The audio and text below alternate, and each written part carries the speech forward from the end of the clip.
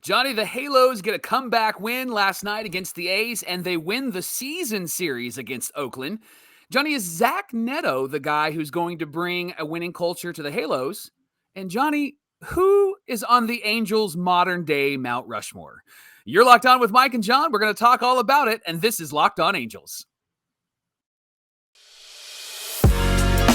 You are Locked On Angels, your daily Los Angeles Angels podcast. Part of the Locked On Podcast Network, your team every day.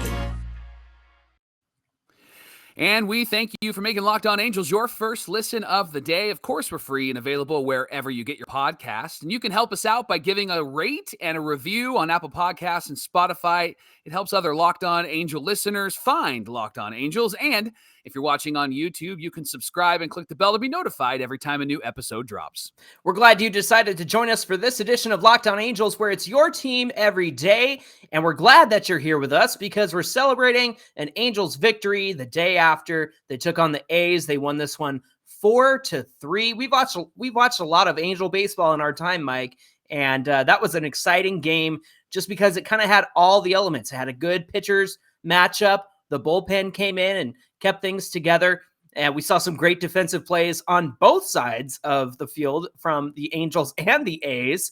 And we came away with a win, and that's the most important thing. We saw my boy, Patrick Sandoval, go 5 1/3. He was a little bit wild, not as consistent as he can be, but he went 5 1/3, 6 hits, 3 runs, which all came in the second inning, 2 walks, which is key because those walks have haunted him before. 4 strikeouts on 94 pitches. So a nice outing from Patrick Sandoval. Fortunately, the Angels were able to rally in the second inning after he gave up 3 runs, and they got those runs right back. So how about that? That was fun to watch, and it was great to see the offense respond the way that they did.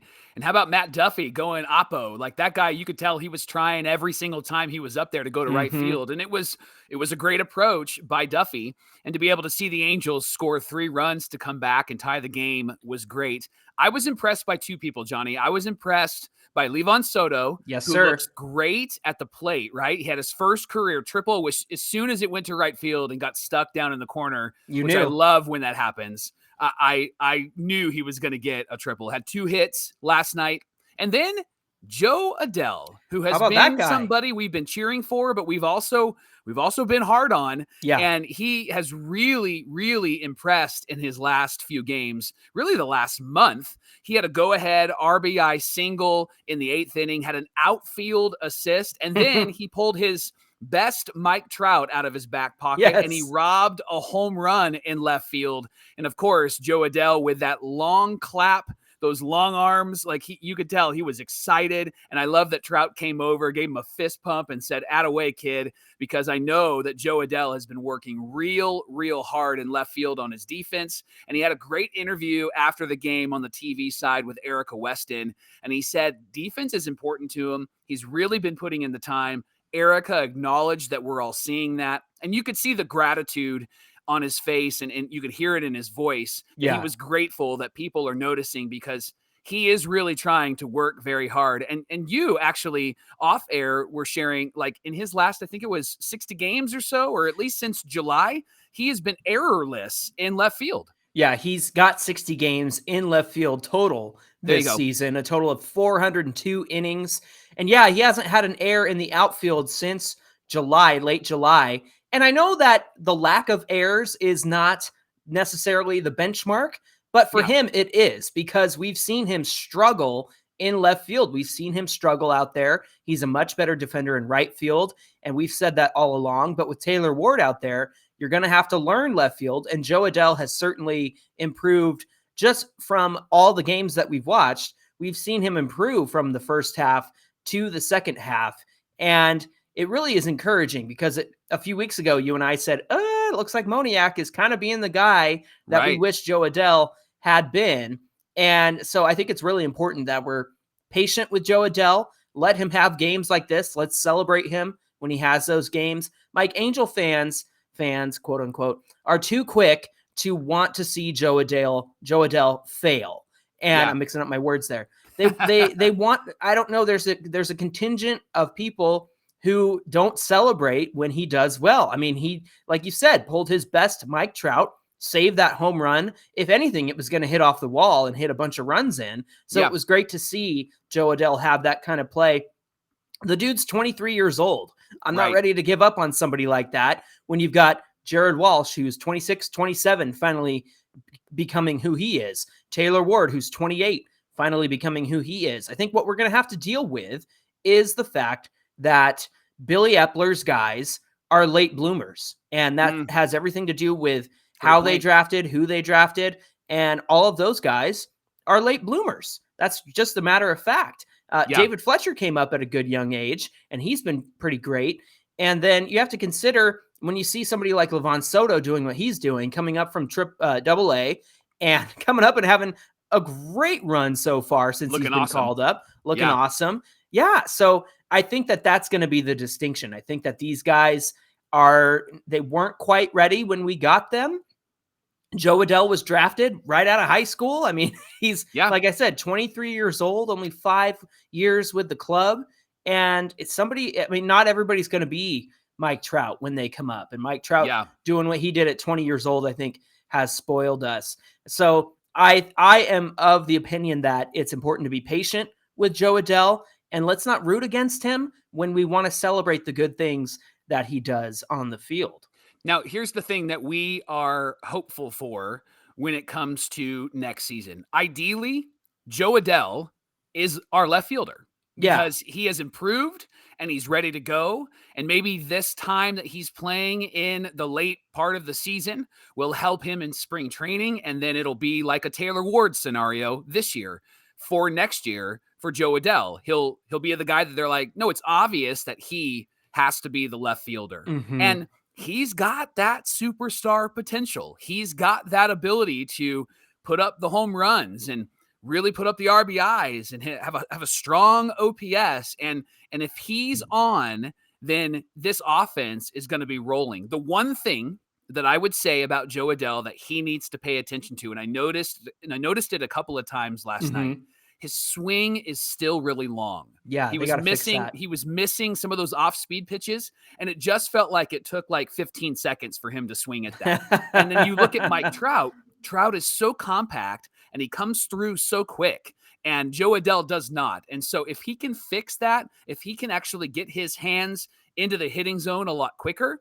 I think that we're going to see Jo Adell's average jump, and I think we're going to see his doubles jump. And then from there, the ball is going to jump off of his bat. And can you imagine him having a really strong season, slotting him in there with Trout and Ohtani and Rendon and Walsh coming back? I mean, this could really be a deadly lineup. And so the ideal scenario is that he is our left fielder. Sure, Mickey Moniak has impressed, and he's done a whole lot better than he did in Philadelphia.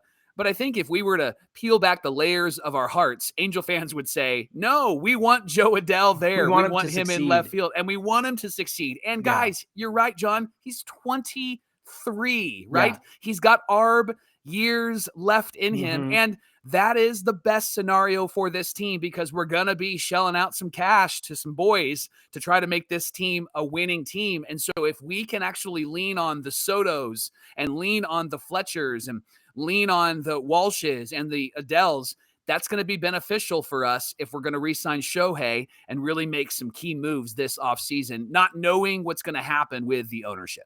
I'd be more comfortable with a signed left fielder, some sort of free agent move or a trade to be the everyday left fielder. But at the very least, I'd love to see Jo Adell improve so that he's at least coming off the bench, at least being the fourth outfielder. But like you said, ideally, he would get to the point that we've wanted him to get since he's been called up, since we drafted him, where there was a lot of hype, like, hey, we're excited about this guy. Yeah. Let's see him do what he does best.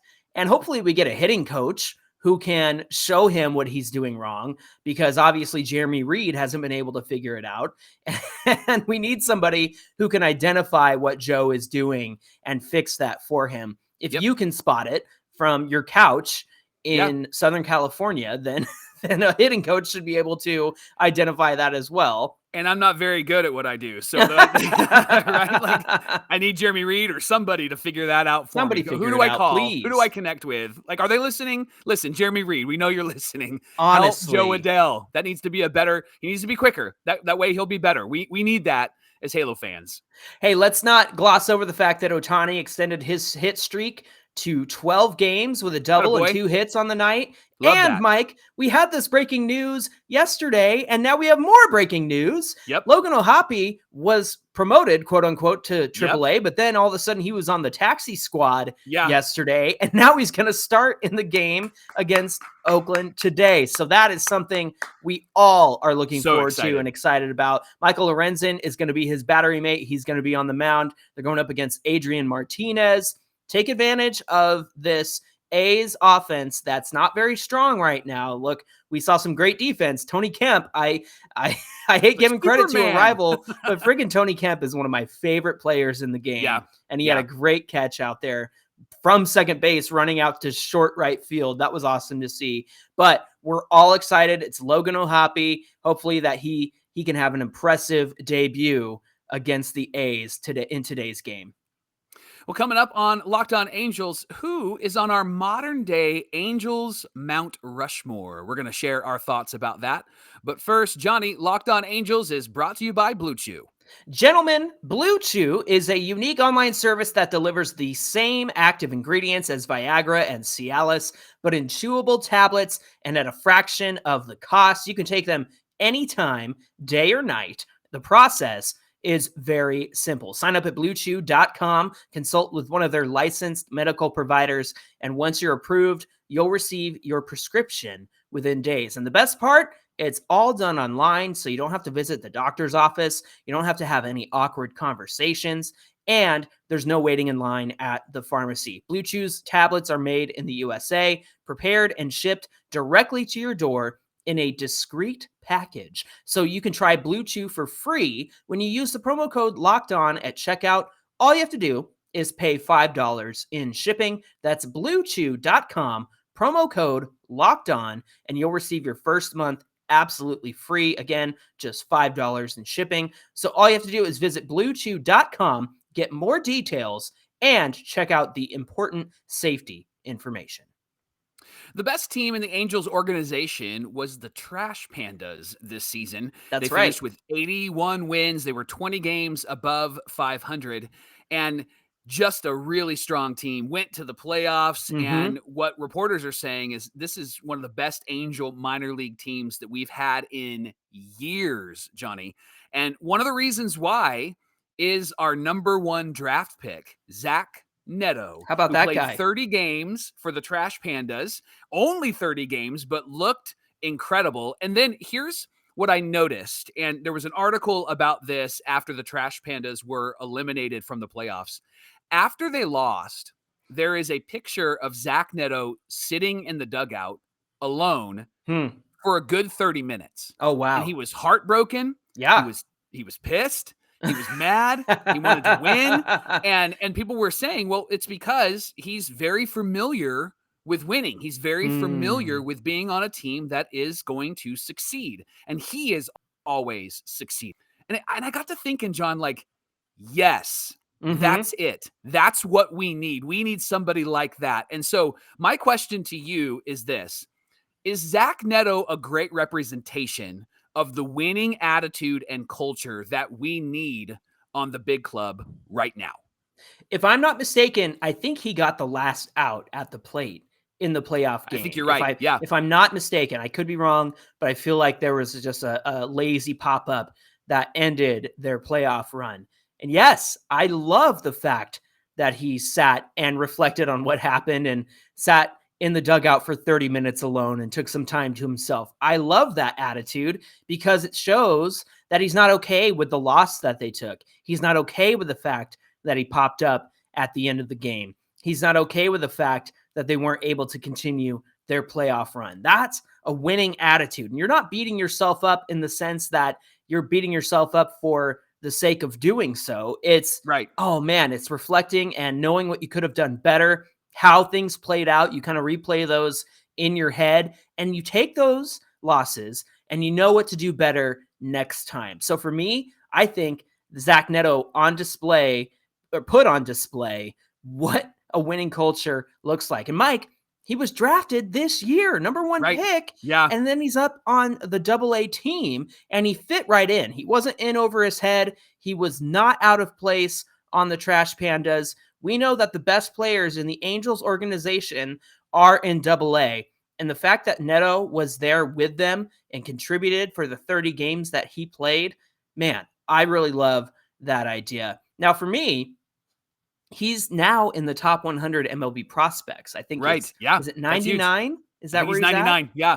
Man, so when you consider Zach Neto, how long do you think it is until he's up with the big club?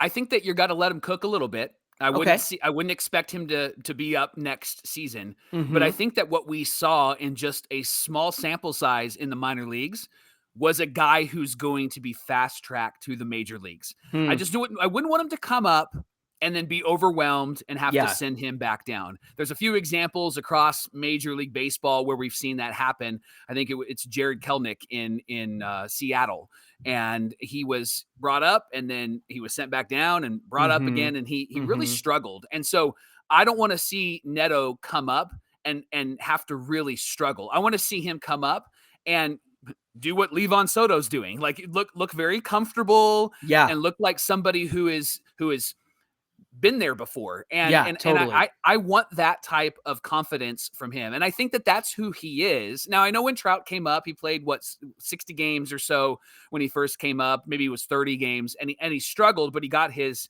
at bats. And then his rookie year, he was incredible. And so maybe that's what happens with Neto next year. They bring him up during a time where we're just trying to get some at bats because we've already clinched the AL West. Huh? Right. See what I did there? And he just needs some at bats and get some experience. But I think that we're not going to see him next year, but I would not be surprised to see him at the big league level in 2024.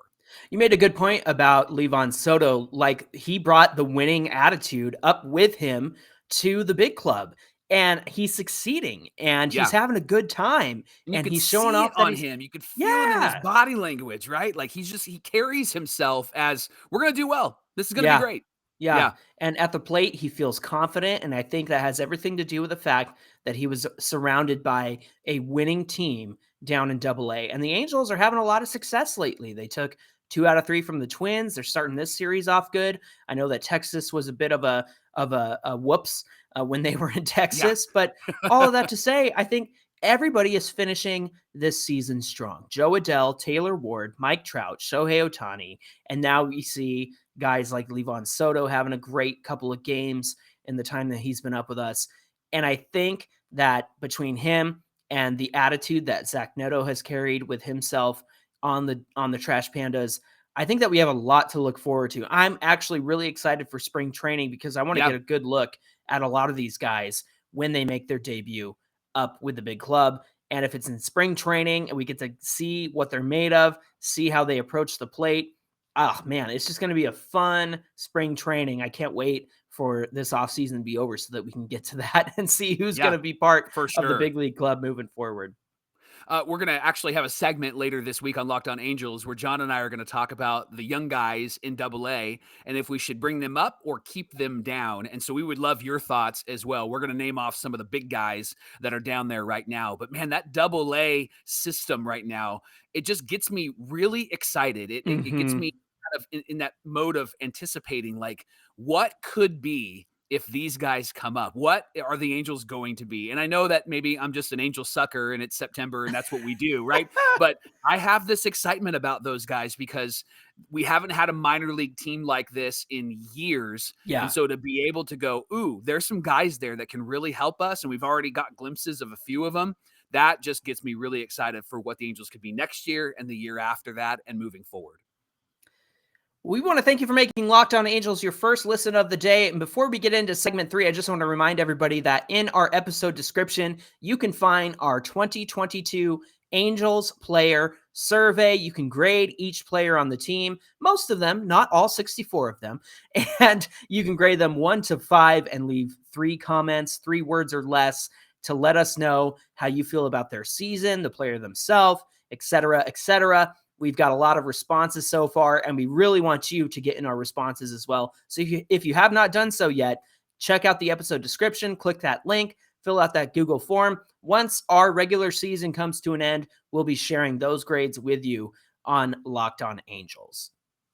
Johnny, Mike Trout was asked who would be on the modern day Mount Rushmore for outfielders in Major League Baseball. So Trout, of course, said Mookie Betts, Bryce Harper, great choice, Aaron Judge, and himself. Yeah. So, right, yeah. And Double I would agree. I think that those are 4 really great choices. And so it got us thinking, who's on the Angel modern day Mount Rushmore? Oh, like all Angels, like modern day. When you say modern day, how far back are we going here? How do we want to define it? We have all of the ability. The truth is ours in the next few minutes here. So how do we want to define modern day? I got to say maybe the last 10, 15 years, because I feel like the World Series guys are going to be all-time Mount Rushmore guys. I mean, obviously there are plenty of all-timers prior to the World Series win, like Nolan Ryan and Bobby Grich and those guys. But as far as modern day. Yeah, let's do like what, 2010? You want to do 2010? Sure. Yeah. Okay. Well, Mike Trout's going to be on there for sure. He's obviously. It's like no matter where we go, Trout's going to be on it, right? Yeah, of course. Okay, of course. So Trout is the first face. Yes. We need 3 more. So do you have 3 names that you would want to throw up there? Modern day, about the last 10, 12 years or so, Mike Trout, I think Howie Kendrick and Eric Ibar are definitely on there. Sean Figgins, I think, is a great choice. If we're sticking with modern day. Obviously, I got to go with my boy, Jared Weaver, because he was the best pitcher we've had in the last decade. Right. And now Shohei Ohtani is taking that throne. Shohei Ohtani, I mean, he's modern day, certainly. He's here with us now. He is killing it. And I think that I might even put, I mean, gosh, he was so good and then he got hurt, but I might even put like Kendrys Morales on there or Torrey Hunter. Now I'm just naming all the good names from the last You're just decade. Do you have the roster in front of you? Yeah, no kidding. Okay, did you say Rob Quinlan? if I had to pick, how many are on Mount Rushmore? 4 presidents? There's 4. Yes, there's 4. Yeah. Okay, so Mike Trout. You got to know your U.S. history. Come on. Shohei Ohtani. Shut up. Jared Weaver. Okay. And probably, probably Torrey Hunter. Okay. If we're gonna, because Vladdy's pre-2010, so he would go back a little bit more. But okay, give me yours. I've talked too much. Give me yours. Man, I think that you're spot on there. I think obviously it's Trout and Ohtani. I really like Weaver up there. I'm trying to think of another pitcher that has been really, really strong, starter or reliever, but 2010 to 2022, we really haven't had too many of those outside of Weaver and Shohei, right? And so I think I'm going to put Weaver up there. And man, because I want to be different than you, I'm trying to think. So Torrey, when did Torrey sign? Torrey signed in 08? 08, I think, yeah. I think he signed in 08. And then when was he done? Was he there? He was there with Albert in 2012, right? That was his last season with us. That was his last season. Yeah. So that gives him at least 2 seasons. And he was, man, I think I'm going to have to go with Torrey Hunter as well. I think I'm going to have to agree with you. So different. Very, now very here's different. Probably where we part. If we're going to do all time Mount Rushmore of Angels, who are we putting on there, man? That's a hard. tough one. I think I'm gonna obviously put Nolan Ryan. Yeah, Nolan Ryan's up there for sure. I think I'm gonna put, because of what he's done, Mike Trout. I think he has to be up there. Oh yeah. I want to put Shohei up there, but I'm gonna leave him off because I put him on the modern day. Sure. Sure. I'm gonna put Mr. Angel, Tim Salmon, up there. Because that's I don't want him to hate me. And then you gotta hang out with him. Right. And I think I'm going to put, man, there's so many names. Jim Fregosi is a name. Brian Downing is a name. There's not enough room on the mountain. Wally Joyner, right? You know what? I'm going to put Troy Percival up there. Ooh, you know what's funny? I wanted to put K-Rod just because Yeah, He's got I mean, the the guy's saves, awesome. Yeah, Yeah. yeah. So for me, it's K-Rod, Nolan Ryan, I think Hey, Mike Trout and Salmon because yeah, you got Mr. Angel and the new Mr. Angel, Mike Trout. yeah. So gosh, It's it's so hard. difficult. I mean, because you got Vladdy Guerrero who Yeah, killed it for us. Man, I mean, you Garrett Anderson, maybe like yeah. that's a hard one. If we did modern day and it was like 20 years, then I think Yeah. I would put Vladdy up there Yeah. and I would take down maybe Torrey Hunter. Yeah, I think so too. I think I would put Yeah, Vladdy over Torrey. Vladdy would be there. And then if we're reaching back, I think I love Weave, but I might exchange him for like a Percy or a K-Rod because of their impact and they were able to win. And so now I'm thinking team, like, what are the factors? We have to talk this through again, Well, listen, we had a mailbag question a few weeks ago, and this is a question I wanted to say for the offseason, but who's our starting 9? Who's our all-time bullpen? Who's our starting pitching rotation? Yeah. And so I think that this is definitely worth exploring in a full episode from the Halo Brothers, all-time Angels, who's going to be in your rotation, who's going to be your starting lineup, that sort of thing, who's closing out games for you. Ooh, this is going to be fun. Yeah, I'm really excited. longtime Angel fans are listening to this and they're going, you guys are idiots. You forgot about we're this dumb. guy and this guy and this guy. And what about Don Baylor? And what about, what about Reggie Jackson? All of those guys played for us. Exactly. Wow. So, yeah, I think that we're going to have to expand on this thought a little bit more for a future episode. But as far as Mount Rushmore, I don't think Trout is incorrect when he said Mookie Betts, Bryce Harper, Aaron Judge, and himself for modern day outfielders. I think those are great selections. But yeah, as far as most recently for me, it's got to be Trout, Ohtani, Jared Weaver. And yeah, if we do dip back to the last 20 years, I'm going to put Vlad up there. That's for sure. Well, thanks for making Locked On Angels your first listen today. Now make your second listen to Locked On MLB podcast with MLB expert Paul Francis Sullivan.